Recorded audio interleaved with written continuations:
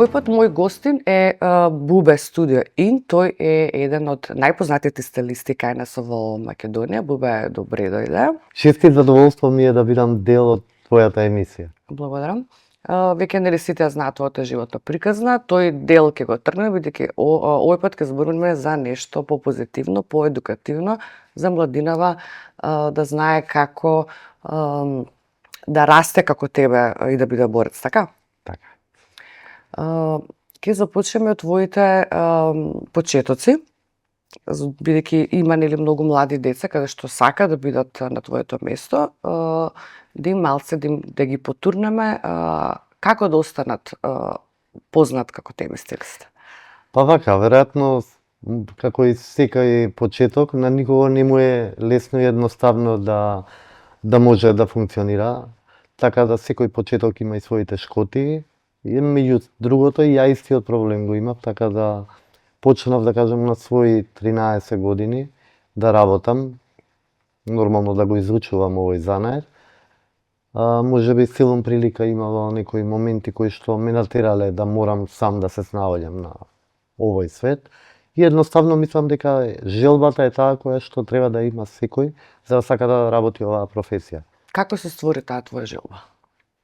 Како се створи мојата желба? Мојата желба се створи по тоа што сум тежнел кон убаво нешто. Сум ги прател филмови, списанија, сум гледал, нели, сум сватил дека косата и нормално дека изгледот на таа коса е една од многу битните аргументи во секој сегмент во животот воопшто, значи во смисол на убави моменти, свадби, крштевки, родендени, дека секогаш човек се средува за таков тип на промоции, филмови, музички спотови, реви, сите трендови кои што ги пласираат почнуваат нели од косата, така да без коса ништо нема. Тоа не е нашето огледало. Косата да. е круна на секој лик, така да мислам дека тоа секогаш треба да... Тоа ми било, да кажам, на некој начин мотив за да сакам и јас да го правам истото, да го работам. Ти било мотив кога ќе видиш на улица некоја несредана жена, кој Па се бил малете на ден 13 години, кој ќе ден ми денес- не видео на ваку сама дека. Па нормално, така да сметам дека и ден денес го имам истиот проблем, малку професионална деформација е тоа. Нели да го загледаш човек во коса, да видиш како е, што би му направил. Едноставно, да, тоа е дел од секојдневието. Спомнам дека од 13 години веќе си добил таа желба. Кој ти бил прв клиент? Меѓу првите клиенти ми беше нормално моите први другари, на нив се учев, шета со дупки и така натаму. После тоа Со дупки шета? Па да, затоа што у тоа време едноставно не ни знаев да работам. Ја едноставно само бев поише, така да се учев и нормално при учењето ќе направиш и некоја грешка. Да. Така да меѓутоа после тоа една другарка беше прво па успешно излезе, така да Ја шишаше не или? Не. Од тоа време кога почнува беа актуелни минивалите, Да. така да на природна долга плава коса направив. Не знам ни ја како, перфектен минивал, како сега можам да кажам на Фигаро што се витка. Аха. И нормално искачање вечерта, тука леле колку ти е убава косата, кој ти ја правеше и ја едноставно почнував да се издигнуваш. да се издигнувам на тој начин. Таа е најбитна рекламодостојност. Па да, у принцип сметам дека работата е таа која што треба да те покаже кој си и што си, а не некој сертификат или не знам, некое јавно појавување и така натаму. За оние што не знаат, средно училиште беше запишан во Електротехнички училишен центар ЕТУД, така да... Имаш една непријатна позитивна случка во детските денови, поврзана со таткот и така беше? Така, да. Кога разбра дека не идеш во школа. Да, татко ми знаејќи дека секој ден ја нели идам во електротехничко училиште, по негова желба се запишав таму. Присилно, значи. Па на некој начин. Ја немав желба, нити афинитети дека ќе Да. занимавам со тоа.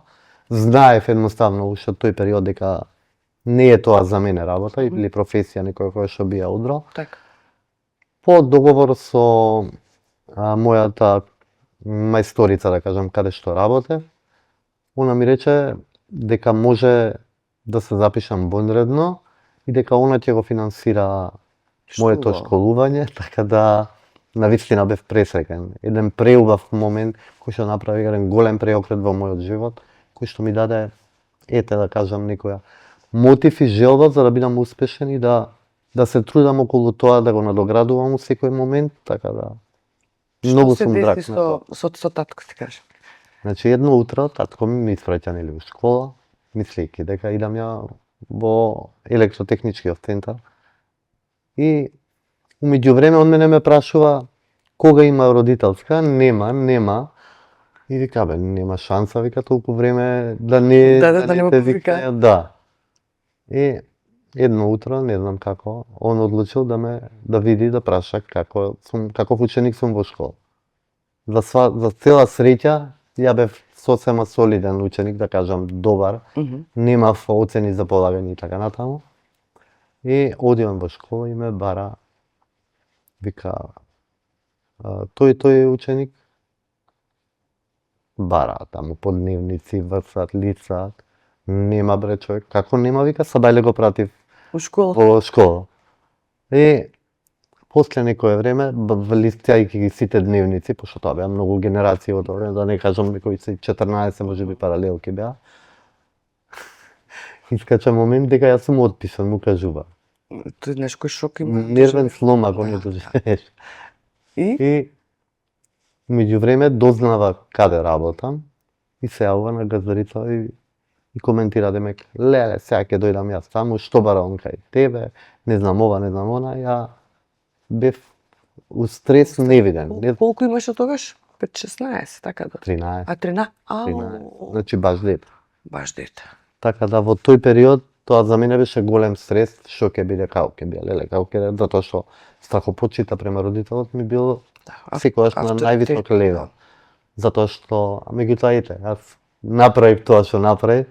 После тоа некако се смирија коцките, месторите да му кажам, ова дете е премногу талентирано за фризер. И заработува добро, И заработува, да, реално на некој начин нема да ви биде товар и така некако го избалансира и го смири. Меѓутоа баш беше голем стрес и шок за мене. Колку време работеше кај неа? Една година. Една година. После како на 14 години завршуваш кај неа, потоа што се случува? После тоа работев уште во неколку познати скопски салони, нормално, каде што го изучував занатот. Така да на своји 16 години отворив мојот прв салон. Нормално дека каде го отвори? Немав ни години и сето тоа беше на име на брат ми и се покажа како една успешна приказна која што трае до ден денес. 28 години веќе мораме да напоменеме нели за 2 години, 30 години е период каде што буквално со почит. Буквално не ми било толку терет колку што сум ја сакал професијата. Значи едноставно секоја година ми била песно, затоа што во нашата професија имаме стварно многу убави моменти каде што нели запознаваш нови луѓе, ликови, се спријателуваш, имаш дружби, после тоа креираш убави работи, така да сметам дека една од најубавите професии. Значи, на 16 години го отвориш твојот прв салон. Сам беше ли си имаше вработеник? Сам, така? Сам бев. Колку ти траеше? Во Карпаш мислам дека беше така? Во Карпаш 4, да. Во близина на Палма сладкарницата. Тоа беше далечната 96-та година. Значи крајот на 90-тите. Најубав период. Најубав период, дефинитивно никогаш нема да се врати, меѓутоа мора да сме во тек со времето, така да. Колку е потребно еве со оглед на тоа во тоа нели наше време едукацијата била на сосема поразлично ниво. Како што нели кажа пред тоа што правевме мобет, мораше да отвориме некои списание, да одиме да посетуваме центри за едукација, сега кај нас се сосема нешто поразлично или е достапно на овие YouTube платформи. Така. Значи во период Разликата која е? Па, разликата можам да кажам дека е огромна затоа што во периодот кога јас почнував, прво луѓето немаа ни култура да се мијат на фризер коса. Како доаѓа? Така, навистина беше тоа еден голем период на транзиција каде што едноставно кога јас сватив дека не сакам да работам на немиена коса, ја реков дека нема да го наплаќам тоа миење, за да можам да ги научам дека треба кога идеш на фризер да миеш коса. Затоа што порано беше порано. Го зборам тоа како да било пред 100 години, меѓутоа стварно е многу одамна. Моментот беше ај ти шишаме, ја дома ќе се измијам. А сега веќе сосема е различен пристапот воопшто и на изработка на фризури и со техники на работа. Порано било да скратиш косата, не е битно како тоа. Можеби ќе изгледа нешто фино, меѓутоа како да кажам. Чекај, дали кога ќе дојдат, нели обично фризерот ја мие клиентката, па после ја работи. Сега да, меѓутоа јас кога почнав не беше така. А, другше било, аха. Тоа беше далечните 90-ти години, кога малку фризерството не беше на некој хај левел, значи сега овие години е навистина и тренд и модерно и како да кажам, професијата веќе има некое своја ниво.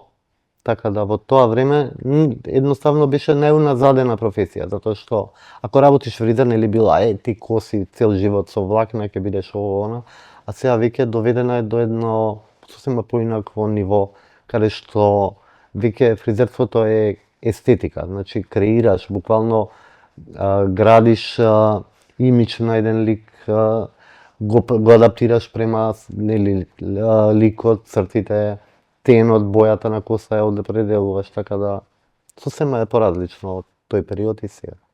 И што е во сосема во ред, меѓутоа како учеле ме праша. Да, да. Во тоа време немаше значи како сега YouTube и интернет портали и така натаму. Се сеќавам меѓу првите моменти кога беа VHS касети кои излегува. И ако купиш таква касета, тоа било баш доживе, значи тоа беа први со енормни цени. Па неколку колеги ќе се собереме, па ќе си ги поделиме за да можеме да еден ден ќе гледа еден ден друг. На тој начин сме се едуцирале, нели? Списанијата биле многу актуелни тогашно време, така да по филмови, по актуелни пејачи во тоа време, некоја добра фризура, така сакам, тоа е тоа. А што мислиш за младивите сега што користат YouTube и кога ќе го гледат, ќе помисли, сега знам да шишам. Дури не ги фати тие ножици, пример. Тоа се случи за шминки и за се дека YouTube-от е многу помага, меѓутоа не е тоа, затоа што кога ја немаш работната навика и го немаш онаа перцепцијата за, како да кажам, сенсот за изработка на тоа, сосема нема да ти помогне воопшто тоа YouTube, едиторијалите кои што ги гледаат сите. И мислат дека е навистина лесно, меѓутоа не е така, секако што изгледа. Зошто повеќето ќе започнат нешто тоа што го сакате или на крај се откажуваат? Како ти издржа? Затоа што За младивите да им помогнеме да издржат во најтешките моменти. Види, нормално дека во периодов, воопшто во животот сите имаме и успони и падови и така натаму. Меѓутоа, како да кажам, треба да се има желба, да се сака тоа да се работи и тогаш веќе немаш никаков проблем и не ти е воопшто тешко да го изработиш тоа. Желбата е една од најбитните работи за да се успее. Да, според некои статистики стои дека и талентот е битен, меѓутоа ако немаш желба, џабе. 33% е талент, 33% е работа и 33% е продуктот што ќе го работи, значи у моментот косата е таа која што ни кажува колку ние ќе бидеме добри во тоа што го изработиме. И се е искуство нормално. Да. На кои семинари имаш присуствувано?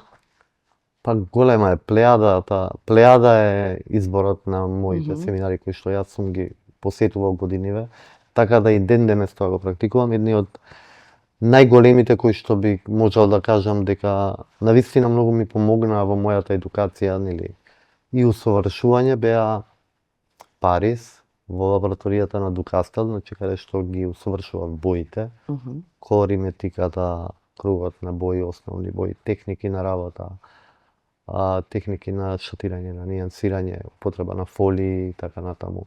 Нормално француската школа е една од најдобрите школи која што е за боја. Значи нема подобра во свет. После тоа Лондон мислам дека ми е буквално еден од моите омилени градови кои што ги обожавам, кои што го обожавам и кои што ми даде сосема поинаква перцепција во однос на кроењето или шишањето на косата. Дека тоа е всушност една архитектура. буквално почнуваш од темел, па ја градиш, така да Париз и Лондон ми се едни од најдобрите школи кои што помогнаа во моето усовршување. А да не зборам, нели, меѓувремено, значи, Милано, Рим, да не кажам поголемиве градови европски кои што секогаш биле моменти, нели, каде што нешто се одбивало во однос на трендови, вадење, Балканот, да не зборам, тоа ми е дека можеби секоја втора недела некаде се едуцирам, така да. Колку е потребно да го трендот, зборам, значи за бои, како што кажа, нели, едукација за шишење за такви работи, кој ќе ти дојде некоја клиентка, пример денес сега е тренд, нели, кратка коса и сите се шишаат кратко. Така. Ја пример тоа не го почитам, не сакам да се биде јасно тренд. И јас сум против тоа. Секако дека сакам да има тренд, значи тоа може да е еден детаљ, меѓутоа не мора скроз да е идентично и сите да бидат под шаблон. Во поново време добро е тоа што веќе кога се креира некој имидж на одреден лик или персона, се земаат во предвид многу фактори, значи од типот професијата што ја работи, каков тип на коса има, дали дозволува таков тип на можности, облик, нели, црти, дали тоа ќе прилега, начин на одржавање, не е само да се ишиша или да се направи во моментот, меѓутоа, а после тоа да изгледа буквално како идиот. Буквално, во поново време, значи, се внимаваат на тие работи, така да трендот, да, сум поборник на тренд, меѓутоа, не по секоја цена и сметам дека треба да биде да, можеби со некој детаљ, дали тоа ќе биде у боја, у нијанса, у една шишка или некоја должина која што е трендовска, меѓутоа пак да е адаптирана према соодветната персона која што ќе го носи.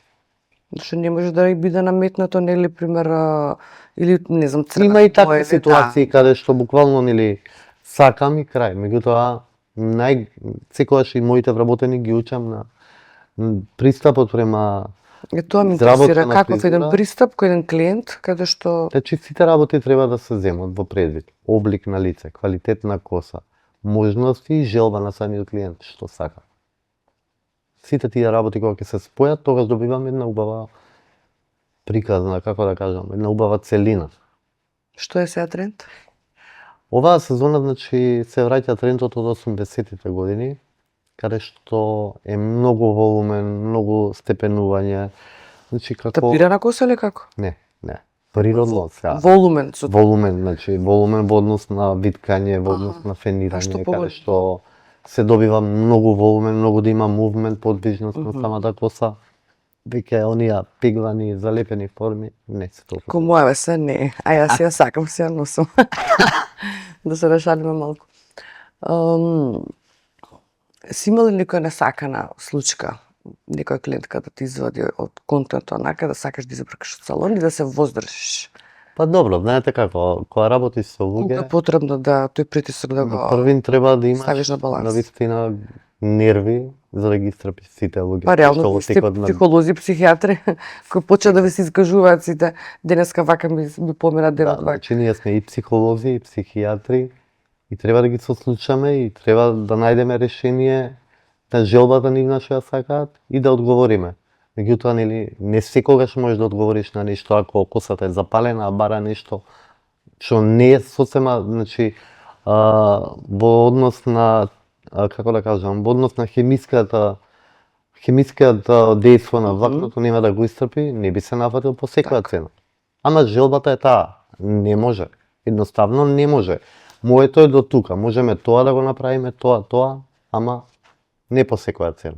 Каква е културата во Македонија поврзана ли со твојот домен на работа? Дали посетува често, дали не, дали треба? За оние што немаат време, мажи, жени? Па вака, сметам дека во поново време, значи уназад години можам да кажам, дека културата на воопшто на фризерајот е на многу повисок левел отколку што било претходно, затоа што веќе по ново време не се мие коса дома, се мие на фризерски салон. Во фризерски салон се посетуваат, се негуваат, значи во смисла на третмани, доколку има некој проблем од типот, нели, перут, опаѓање, масен скалп, го решаваат со третмани, со посета на фризерски салони. Така да има секако дека има клиенти кои што и 2 пати и 3 пати неделно посетуваат фризерски салони. Така да, многу е колку подобро. потребно е Оптимално време. Оптимално време. Малку е неблагодарно да кажеме. 2 пати во неделата? 2 пати неделно е сосема во окей. Меѓутоа, доколку некој работи во просторија каде што е премногу загадена, нели кујна, каде што се масти, готви, тоа може би и почесто да биде. Меѓутоа, Подобро оптимално е 2 пати другото. неделно миење на коса. А среќен сум што ете и машката популација, нели, веќе у поново време внимава на својот изглед, значи од типот на средување, на боење, Па дури повеќе од жените. Па добро, веќе 50-50, така да, што е супер и за поздрав. Бубе ме интересира, нели, времето кога ние кога се работевме, во тоа време немаше маски, немаше ништо, постоеше она субрина, само кој што паметам, и користевме природни маски, нели, мајонези, жолчки, мед, преса немаше, памтиш со косата правевме со пегла, памтам ја на кај ставам на маса. А тоа Тогаш искочи прасправа, да. За разлика од сега, да. Значи во периодот, во минатиот период, да кажам, или минатиот век, како да го кажем.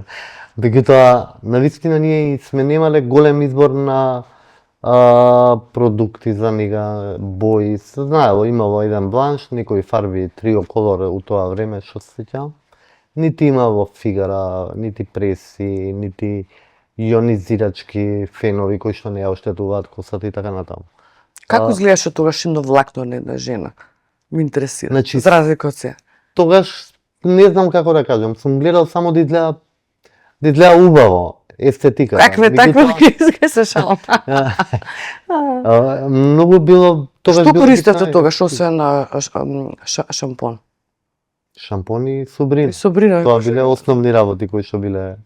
И сме ги имале и бланш, нели, за шатирање на капа. Значи сега веќе не можам ни да размислам, не можам ни да помислам дека воопшто како сме шатирале сега долги коси, па тоа пола коса ќе ти падне бе на леле, да. Од скубење со игла на хекла. Па боли.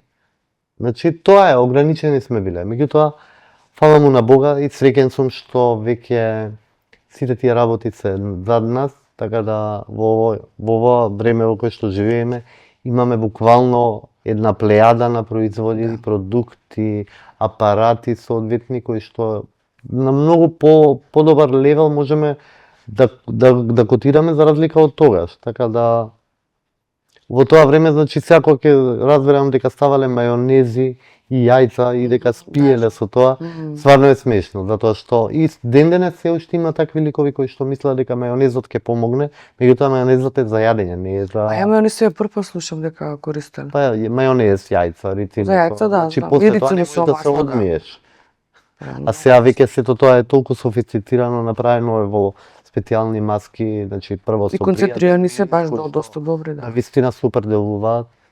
Делуваме, нели, сега со пепиди, со молекуларно регенерирање на влакното, така да пеглите у тоа време немаше пегла.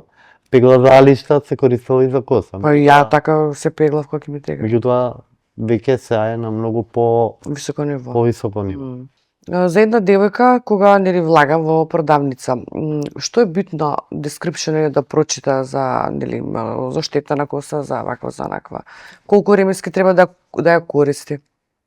Па вака, значи сепак сметам дека дрогериските продукти кои што веќе ги има во оние парфимери или мало продажба, да кажам, во маркети, не може да е толку добра квалитетот колку што е професионалната козметика за нега на коса, која што ја има само по фризерски салони, каде што фризерот може точно да определи, нели, према типот на влакно, затоа што многу пати една од најголемите грешки е таа која што, нели, мисли дека е сува косата, меѓутоа имаш природна сува, природно виткана, дехидрирана коса, оштетена, значи тоа се веќе три различни сегменти каде што имаш три типови на маски. Не можеш ти сите, мислам дека е сува и засува. И после имаш момент, ама не ми работи мене како што треба. таа маска. Нормално дека нема да работи затоа што не е соодветна за соодветниот тип на квалитетот на косата. Мгм. А ти доаѓаат клиенти стрикно за тоа да те прашаат, Па пример? во поново време Одвоиш, бидејќи сметам тоа- дека веќе сите мои клиенти и воопшто мислам дека у било кој фризерски салон дека секој добар фризер може да препорача и соодветен тип на нега која што треба да ја прават во домашни услови тие клиенти. Значи од типот ако веќе некој се одлучил да работи бајалаш, не знам, боење, шатирање, омбре, сомбре и така натаму, хемиски процеси, нормално дека наша обврска како фризери е да направиме третман за нега. Меѓутоа после тоа многу битна е и домашната нега за да зачува таа боја, да не дозволи сушење и така натаму. Затоа и ние препорачуваме. Има интересно прашање, веќе 28 години постоиш, нели кажав, дали имаш клиентка што веќе доаѓа 28 години кај тебе? Секако дека имам.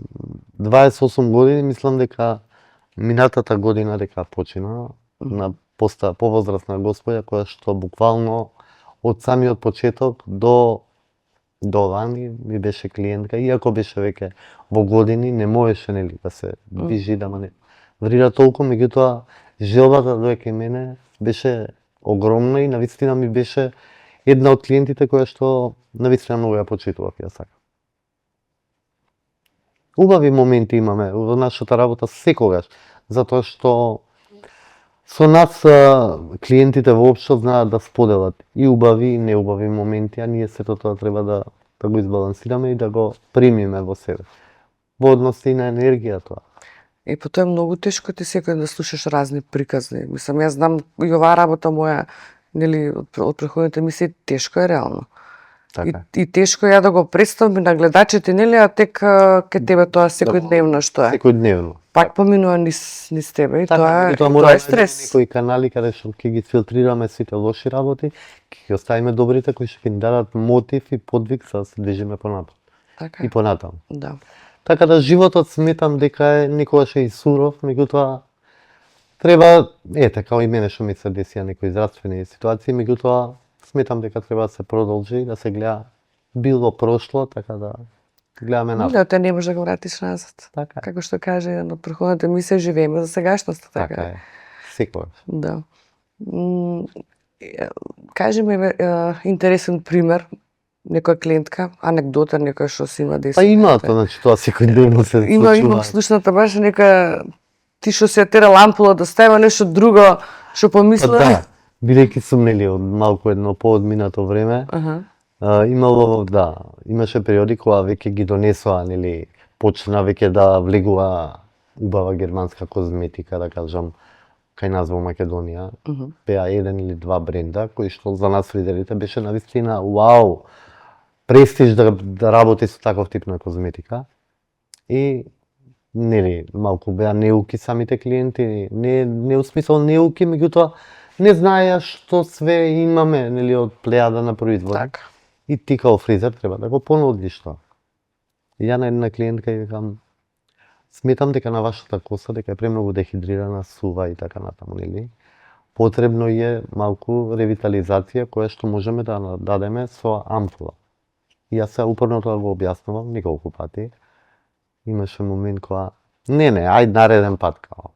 Ма викам сега е потребно затоа што сега е боена, третирана косата и така натаму. Не, ајде нареден пат, вика, викам, што е проблем, викам, ако е цената проблем, викам, нема проблем, не ни треба, викам, јас сакам да го направам тоа затоа што да има баш сметам дека ефект. ќе има многу добар резултат. Да. Имаш моменти, па добро, ајде. И вади ракава од кошулата, забрикува и вика, ајде, стави ми ампула. А не мислејќи дека јас сум доктор и дека ја во вената сам ампули. А уствари јас само на површниот свој на Како можела, не знам.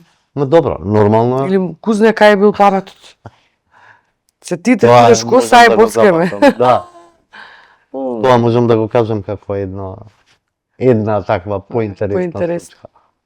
Како е разликата да се работи со овие наши изведувачи пејачи? Како беше со Тоше Проевски, да знам дека го имаш работа? Па вака, види, у принцип, Имам работено со, да не кажам, можеби пола естрада и повеќе. Така да, Прибирливи се бараат? Да. знаеш што, кој е проблемот со сите тие звезди, пејачи, глумци, не знам, политичари и така натаму, амбасадори? Проблемот е во тоа што малку се поконзервативни. Знаеш, од смисол, нешто кое што проаѓа и е секојдневие може. Меѓутоа, ја као фризер сакам да направам нешто поразлично од тоа. Така. Е, тука веќе те оградува и те сече на. Ограничени се, да. Како беше Тоше Проевски? Тоше беше супер лик, така да можам да кажам само убави зборови. И едно убаво сеќавање кое што, нажалост, згасна, премногу млад. Како сакаш он да се шиша? Со Тоше немам некоја голема соработка, меѓутоа имавме еден тип на, не знам, за нешто се спремаше, некој настап, така да беше сосем окей, исколиран тип, така да оставаше буквално на мене. Така треба и сите. Така треба и Веќе сите, кога доаѓаат со меѓутоа доверба, да. со дамите е малку подрugачи. Имаат своји желби за новетање и така натаму. Пристапот, вие сте кај вас сега колку сте вработени? 13-14? Во моментов Студио Ин брои 15 вработени. Многу е тоа. Многу, браво. Па добро, затоа што 15 стола имаш? да, 12 стола, меѓутоа се затоа што системот на кој што работам е малку поинаков од сите други салони. Каков е твојот? Значи, има фризери стилисти кои што само шишаат, има фризери кои што само фенираат, има фризери кои што само бојат, има фризери кои што работат на лавор, мијат коса, третмани, нега, тоа го работат. Така да. Има менаџер кој што е задолжен за пречек на клиенти. Тоа знам, да, јас дека нели. Така да. Да. Малку е поразлично од се друго и затоа сметам дека Функционираш затоа, да. сосема добро. Не сум ја толку паметен за ја да го измислам. Сето тоа го имам видено во Англија, така да од таму ми е школата која што пробав на некој начин да ја донесам тука во Македонија и се покажа како успешна приказна. Каков е, пример, дали цените кај тебе се различни од тоа што ете тој што колку што ги имаш за шишање, ако те бара да речеме тебе, сакам бубе да ме шиша. Дали си поскап? Секако дека сум поскап, затоа што сметам дека Твојот труд, мојот труд, моите години учење, едуцирање, самиот сенс за коса, за естетика е на малку подруг левел од помладиве фризери кои што сега го имам. благодарам на одговорот. Каков ти е пристапот ете за нови клиенти каде што доаѓаат? Дали доаѓаат со 100% доверба кон тебе или мора да ги убедиш за да останат? Вака, значи, кога станува збор со клиенти, една од најбитната работа е комуникацијата. Значи, јас сум спремен дури и половина час да одвојам од времето кое што го имам, додека ние не се договориме точно. И најголем проблем кај сите сметам дека кои што работат со луѓе е недоволен тип на комуникација. Доколку ти не разговараш и не собоочиш воопшто дали е проблем, сите нели клиенти имаат една желба, меѓутоа технички дали е тоа изводливо. Значи тоа што претходно ќе се надоврзам на муаветот дека дали таа коса ќе трпи тоа, покажува слика, не знам, волумен вау, а 3 влакна, да кажам, ретка коса, слабо влакно, не може да е исто. Затоа пробувам секогаш прво да искомуницирам, да добијам зелено светло на некој начин на тоа што е крајниот момент и што ќе го добие. Така да, ако нема комуникација, нема успех. Да, биќе кај нас повеќето не го работат тоа реално. Јас знам неколку фризерски салони каде што да, првин сакам некој да ми спочитува, така? Пример, сега сакам да бидам кафена, ти ќе ми кажеш не, Агнеса, нема да те стои. Не, проблемот Другите гледам одма са, ајде седни овона. Не е само така. Мислам, Буквално многу над мене гледам некои газди на фризерски салони се понашаат кон клиентите. Па добро, А затоа не сме сме сите така. различни. Да. Затоа сме сите различни, затоа постојат салони и салони. Имаме различни нивоа. Салони кои што прават отвори, затвори. Така. Реално. Меѓутоа, сметам дека комуникацијата е една од најбитните работи со клиенти. За да добиеш супер резултат, значи да биде среќен тој клиент, а и ја воедно со нејзе. Доколку имаме заедничка комуникација и го решиме дадениот проблем, нели ти имаш едни побарувања, јас сметам дека тоа не одговара и дека ова поубаво ќе прилега на тебе и најдеме некое заедничко. И на крај искача сето тоа супер, огромно е задоволството и најголема среќа е кога двајцата сме задоволни. Не само да е оба. Нема нели поубав клиент кој ќе искочи од врата насмеен и сметката е среќен. таа која што е награда за надпрезерите. Да. Бубе, кажи ми ги твоите идни планови, ништо начув, нема да кажам ништо, оставам на тебе, ако сакаш кажеш, ако сакаш не. Ама јас ке си знам. Па добро, значи работам на еден нареден проект кој што ќе биде нели уште еден фризерски салон. Проширување, така да. Ќе кажеме каде или не? Не. Не, нека биде тајна, во наредна прилика тоа ќе. Јас ќе им кажам. Се шалам.